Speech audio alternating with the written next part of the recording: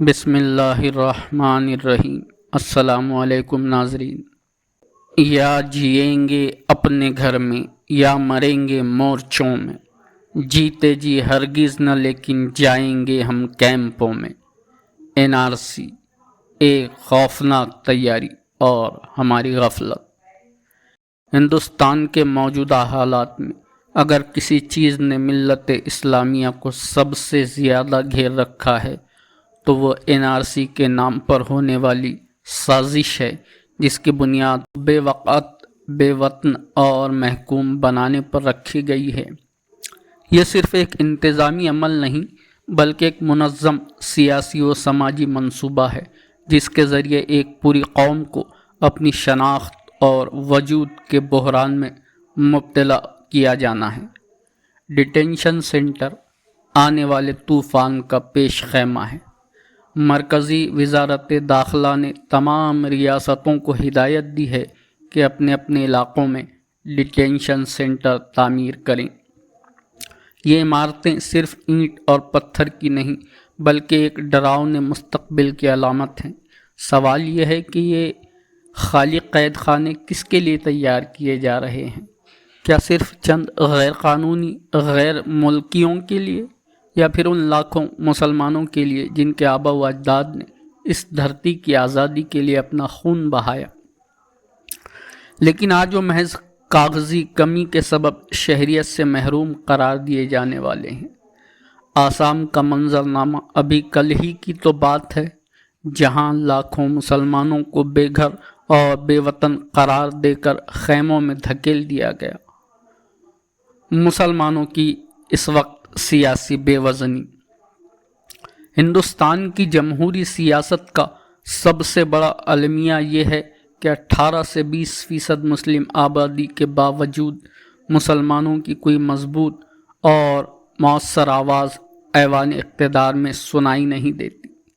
بڑی پارٹیاں ہمیں محض ووٹ بینک سمجھتی ہیں اور چند سیاسی دکاندار جذباتی تقریروں کے ذریعے قوم کو بہلاوا دے کر اپنی کرسی محفوظ کر لیتے ہیں، لیکن NRC جیسے مہلک مسئلے پر کوئی منظم سیاسی و قانونی لاہے عمل سامنے نہیں آتا۔ ناظرین، غفلت کا کڑوا پھل۔ ہندوستانی مسلمان اس خوش فہمی میں ہیں کہ ان کی شہریت کبھی خطرے میں نہیں پڑ سکتی، یا محض احتجاجی نعروں سے یہ کھیل رک جائے گا۔ حقیقت یہ ہے کہ آج شہریت کا دار و مدار کاغذی ثبوتوں پر ہے۔ زمین کے کاغذ، آبائی ریکارڈ، تعلیمی سرٹیفکیٹ، جن کے پاس یہ سب نہیں وہ براہ راست خطرے کی زد میں ہیں۔ لاکھوں غریب مزدور اور دیہاتی مسلمان جنہیں اپنی روزی روٹی سے ہی فرصت نہیں، وہ اس کھیل کا سب سے آسان شکار بن سکتے ہیں۔ اب ہمیں بیداری اور عملی اقدامات کی ضرورت ہے۔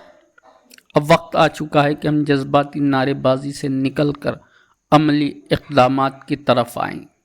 نمبر 1، قانونی تیاری۔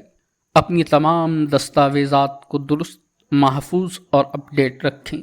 یہ عمل محض کاغذی کارروائی نہیں بلکہ اپنی آئندہ نسل کو غلامی سے بچانے کی ضمانت ہے۔ نمبر 2، سیاسی دباؤ۔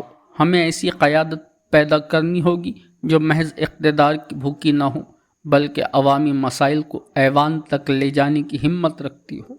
نمبر 3، اتحاد اور یکجہتی۔ یہ وقت مسلکی و جماعتی اختلافات کا نہیں بلکہ ایک ملت کی طرح متحد ہونے کا ہے۔ نمبر 4، علماء و دانشوران کی رہنمائی۔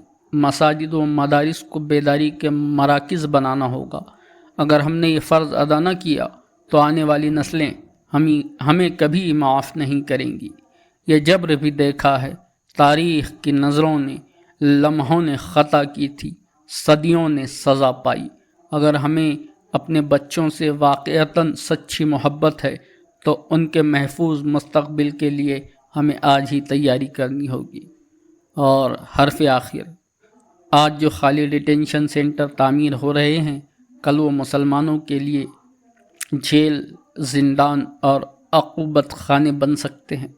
وقت بہت کم ہے اور سازش بہت بڑی، اس لیے ضروری ہے کہ ہم خواب غفلت سے جاگیں اور اپنی بقا کی جنگ حکمت و تدبیر کے ساتھ لڑیں۔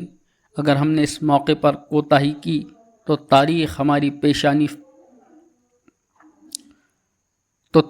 ہماری پیشانی پر غفلت، بے حسی اور بزدلی کی مہر ثبت کرے گی۔ ہوشیار مسلمانوں، NRC قریب ہے، جاگے اگر نہیں تو مقدر صلیب ہے۔